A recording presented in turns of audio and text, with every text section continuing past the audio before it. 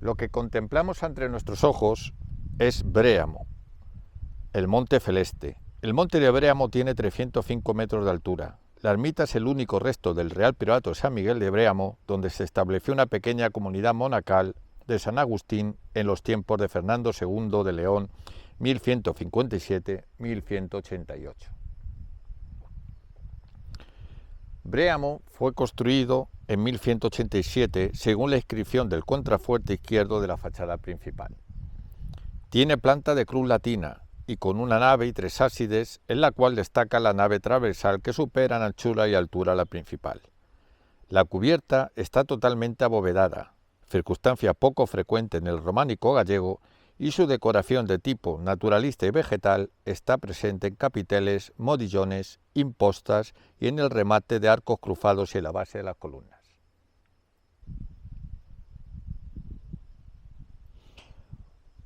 Una de las hipótesis sobre San Miguel de Bréamo era su adscripción templaria. Se dijo que fue construida cuando los templarios pierden la batalla del Cuerno Latín. Sin embargo, todas estas leyendas orales han quedado prácticamente hoy en el descrédito.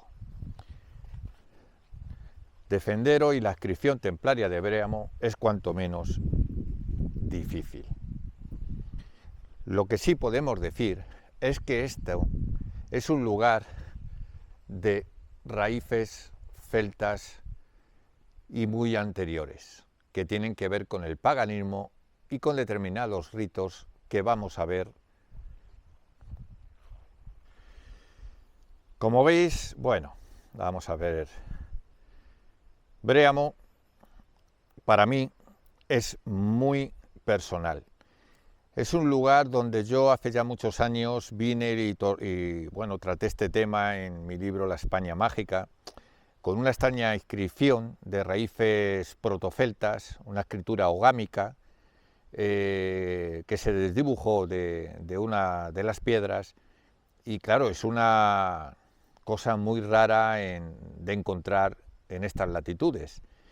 Pero cuando vayáis a escuchar el reportaje, permanecer atentos porque la comarca de Los Andrade, Ferrolterra, todo esto que nos rodea, está completamente rodeado de misterios, de ritos que se conservaron hasta principios del siglo XX y que tienen que ver con la herencia druídica, con pueblos carpetanos muy desconocidos, que algunos incluso los ligan cerca del Monte Ancos, que pudo ser una especie de colonia o tributaria, digamos, de la civilización tartésica, con lo cual es una hipótesis muy atrevida.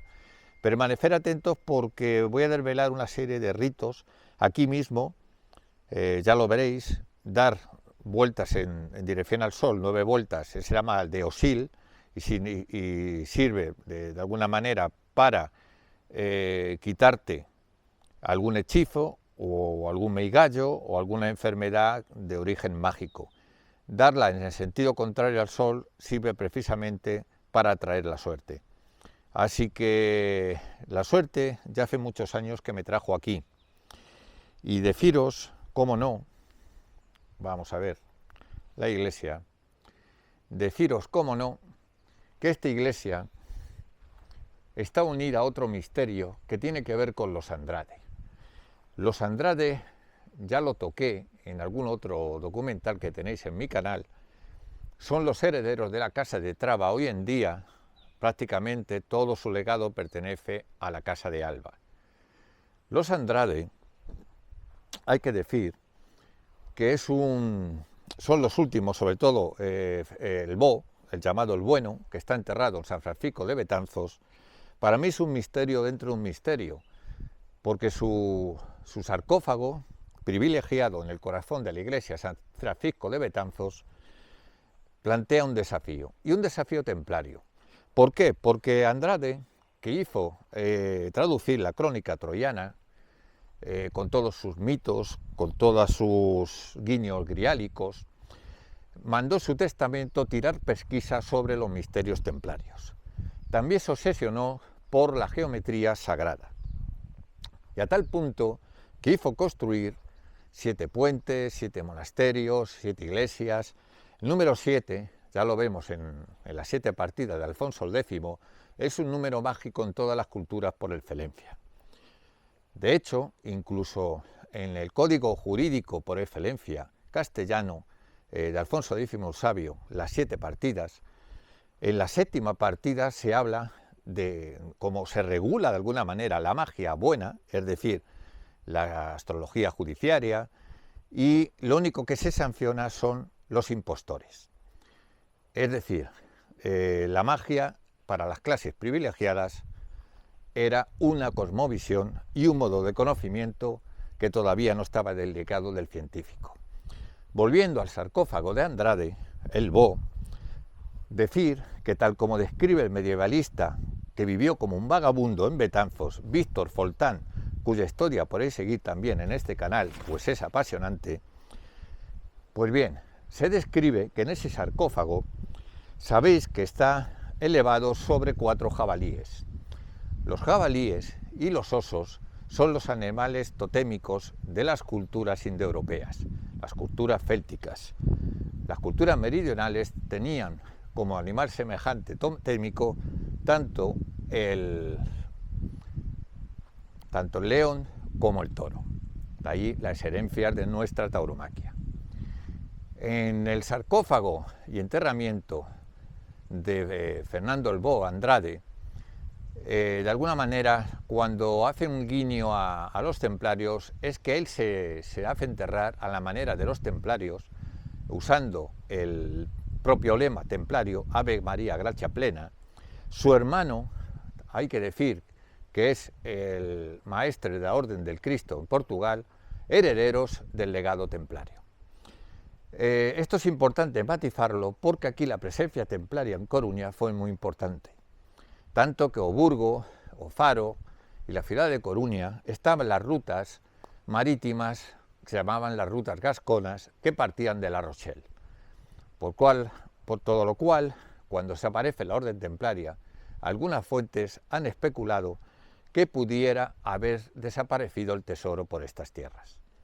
Yo no sé si él llegó a saber algo más de lo que este que os narra sabe, pero sí que ha dejado una serie de enigmas en su sarcófago, como es el pomo de la espada, que contiene una exalfa o sello de Salomón, y la forma de la mano no es caprichosa. La forma de la mano está dibujando un ataúd que de alguna manera se relaciona con la carta del tarot en boga en aquella época, y la carta del tarot que estamos viendo tiene que ver con justicia, tiene que ver también con Yesod, con la Sefirot Yesod, y de alguna manera lo que está diciendo y lo que está señalando es a este lugar, es decir, a un lugar de psicopompo, a un lugar de la psicostasia, donde se pesaban las almas, que todos sabemos que es lo que hacía el personaje que aquí se da nombre a este lugar como San Miguel de Bréamo. Quizá está señalando este lugar, no lo sabemos, es una hipótesis atrevida. También recordar que la banda que recorre al propio caballero enterrado contiene una extraña planta. ¿Y qué extraña planta es esa? Pues según Foltán, el medievalista, es la feledonia. Es la planta utilizada por los alquimistas y que representa el alter ego o la quintesencia de todos los secretos. Así pues, si juntamos todos los elementos simbólicos en derredor del sarcófago de Fernando el Bo, quizás nos estará señalando este lugar. Deciros que el que narra, José Ignacio Carmona, hace unos años había una leyenda que decía que debajo del altar de esta iglesia se proyectaba hacia Fentronia, es decir, por debajo de este monte, prácticamente hacia la salida del mar, como una especie de galería subterránea, y vine con una persona que hizo una serie de prospecciones con un georradar, hasta ahí puedo contar, y atestiguó la posibilidad de que evidentemente exista ese pasadizo secreto. Nada más, permanecer atentos a ver, cómo no, el reportaje que os hará entender mejor que nada la naturaleza de una Galicia todavía hoy desconocida de raíces druídicas y celtas.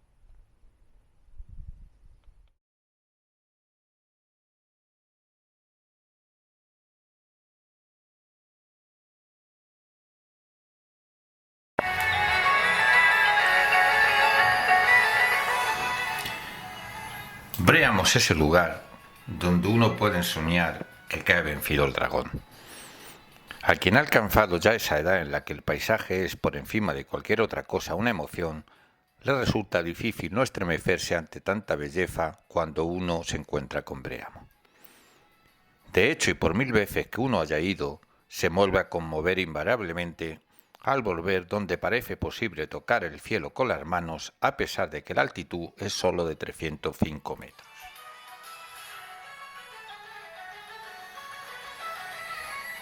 Bréamo se encuentra situado en el término municipal de Pontedoume, frente al Atlántico. Y de hecho sus laderas son un mirador excepcional para contemplar tanto la ría de Ares como la de Betanzos. Allí tuvieron en tiempos un monasterio los canónigos regulares de San Agustín, pero por desgracia de su cenobio no queda ni rastro. Sin embargo, como en un hermoso milagro, se ha llegado hasta nosotros el formidable templo románico del siglo XI, que antaño fue una iglesia conventual, un templo dedicado al arcángel San Miguel, vencedor del dragón.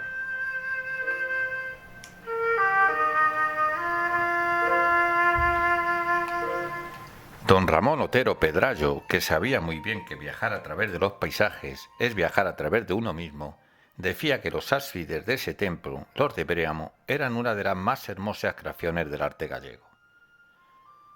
Y justo reconocer que en la sensación de equilibrio que transmiten esos ábsides hay algo que roza lo mágico y el misterio.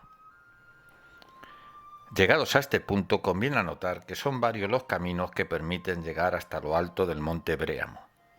Incluso es posible acceder en coche hasta las inmediaciones del templo, pero si uno es aficionado a caminar, resulta especialmente recomendable subir paseando desde el corazón de la villa de Pontedoume, que tan viva guarda la memoria de los señores de Andrade.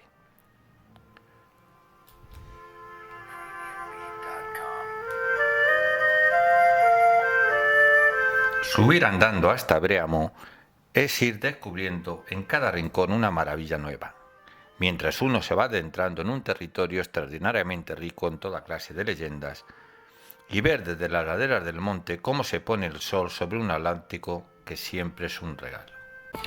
Los registros altomedievales nos transmiten la versión más antigua en forma de bremo, derivado del céltico galo-britónico Brenedan o bremo, de acuerdo con la evolución del galego medieval, en la que la N intervocálica es débil, viene a significar literalmente montaña celeste o sagrada.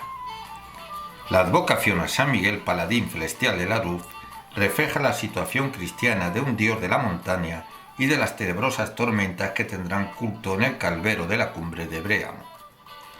En concordancia con lo anteriormente expuesto, ese dios pagano, al que se le solía invocar en las cumbres y al que se dedicaban rituales de sangre en nombre, parroquia cercana, sería el que viene representado en Pontedoume con una cabeza tetraprosopa de 4 caras, que se trataría ni más ni menos que el dios Taranis. La iglesia, según inscripción de una de las pilastras de la fachada principal, es de 1187, aunque la mencionada fachada y el muro sur de la nave principal, donde estaban las casas de los canónigos, fueron reedificados en el siglo XVII. El rosetón de la entrada principal se realiza en una restauración de la primera mitad del siglo XX. Posiblemente planificada como iglesia de 3 naves, es de planta de cruz latina de una nave y 3 ábsides semicirculares, tipo que abunda en Cataluña y en el resto de España, pero que es infrecuente en Galicia.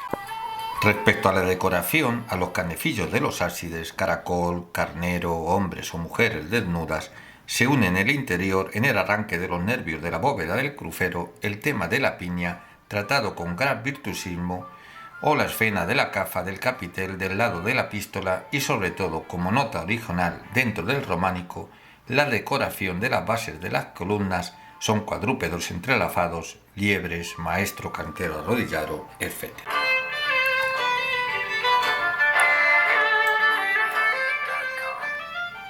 A pesar de estar situada en la feligresía de San Pedro de Vilar, los vecinos de Pontedome han terminado haciendo como suya la romería a San Miguel. Romerías en plural porque son en realidad dos, la del 8 de mayo y la del 29 de septiembre. La romería del 8 de mayo tiene su razón de ser en la desaparición de la vida monástica en Bréamo y en las decisiones tomadas por la cofradía de San Miguel. La cofradía, fundada ya en 1557 por habitantes del entorno, Vilar, Perves, Fentroña, Pontedome, Noguerosa, etc., se preocupaba de costear una misa mensual y de celebrar el Día del Santo del 8 de mayo, consistente en el traslado del santo en procesión desde la iglesia de Vilar, en una misa cantada con vísperas, en la organización de una comida y en la contratación de un gaitero y un tamborilero.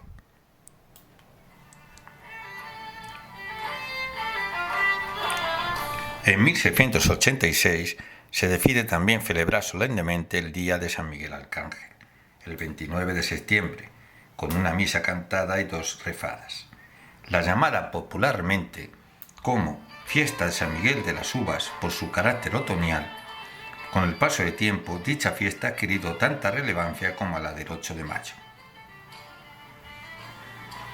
La desaparición de la cofradía supone de alguna manera la democratización de la fiesta y la incorporación de otros ritos religiosos o pseudo-religiosos, como es el alcenso al monte de la calle Fonte Nova, la procesión alrededor de la iglesia, las 3, 7, 9, siempre en número impar, vueltas a la capilla, o el rito de Poñero Santo, o Poñedor, con una cruz que lleva la cara del santo, hace la señal de la cruz en el cuerpo del romero diciendo: Santo bendito, le toca en la frente, che quita enfermedad, le toca en el pecho, che poña a sanidad, hombro derecho, polo poder de Dios, hombro izquierdo, e da Virgen María, le da a besar el santo al romero y termina con un Padre Nuestro y un Ave María.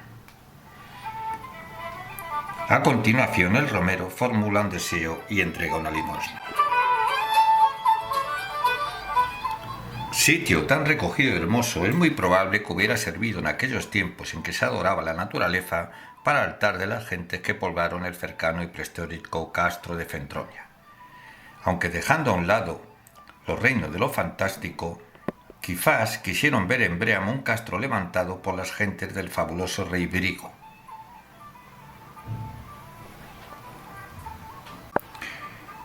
La interpretación que nos dan Fernán Gómez Filgueiras afirma que el nombre de Bréamo procede del céltico britónico Breneme, santuario. Esto nos metería en la supuesta ocupación del santuario de Bréamo por anacoretas pirfinialistas, sin duda alguna, primeras comunidades religiosas cristianas en habitar un lugar que suponemos que tendría una fuerte impronta pagana. Serían pequeños grupos de hombres y mujeres dedicados a la vida contemplativa, austera y retirados en la soledad deshabitada de una cumbre donde podían percibir mejor la proximidad con Dios.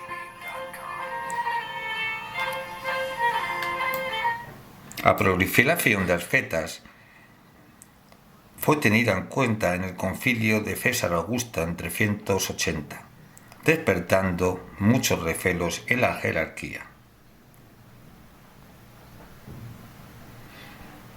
Esto hará aumentar el control episcopal sobre los ascetas hasta acabar imponiendo un monacato regulado, en el que desenvolverá un papel muy importante la figura del húngaro Martinio Dumiense.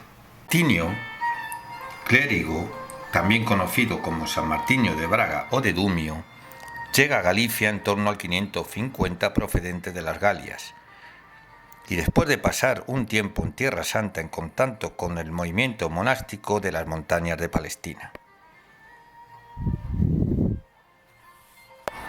Se sostiene que la utilización para fines cristianos de antiguos templos paganos responde a un proceso impositivo a la vez que sincrético, es decir, a una reorientación de la religiosidad popular. Sin embargo, la memoria de los viejos dioses no se olvidará fácilmente, ni siquiera por parte de los catequizadores. Ahora pasarán a ser seres demoníacos. El éxito de este proceso destructor de los antiguos sistemas de creencias va a ser relativo. La Iglesia oficial, ya que no pudo acabar con todas las tradiciones de origen precristiano, tuvo que admitirlas por su potente raigambre en la sociedad, dando lugar a un concepto de religiosidad popular de carácter transversal con respecto a la religión oficial. Esto explica la supervivencia en Bréamo, como otros santuarios semejantes, de ritos de origen pagano, de culto al centro, como la peregrinación ascensional o la deambulación de 3 o 9 vueltas, ritos de paso, como por pasar debajo del santo, o el rito de morder un clavo, u otros ritos apotropaicos o profilácticos. El santo patrón de una iglesia no es algo que se coja al azar. El nombre de Miguel en hebreo, Mijael, significa como Dios. Fue príncipe de la sinagoga cuando la ley antigua, el príncipe de la iglesia con la ley nueva, mismo aparece en el Corán con el nombre de Mijael. La figura de San Miguel heredó muchas de las funciones equinocciales y mediadoras del grupo Mitra-Sol-Hermes.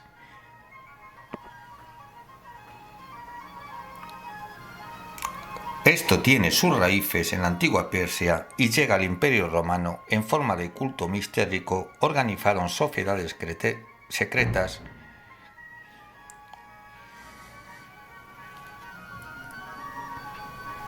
Bréamo tuvo necesariamente que ser un polo de atracción para prefilianistas, seguidores de Prefiliano y otras heterodoxias cristianas, maniqueos, etc. Prefiliano se puede considerar introductor de un adventismo en Galicia. Nunca llegó a crear un movimiento monástico organizado en comunidades, ni sujetos a una regla, como en Oriente. Prefiliano fue un personaje muy influyente, controvertido en el cristianismo galéaco entre finales del siglo IV y finales del siglo VI.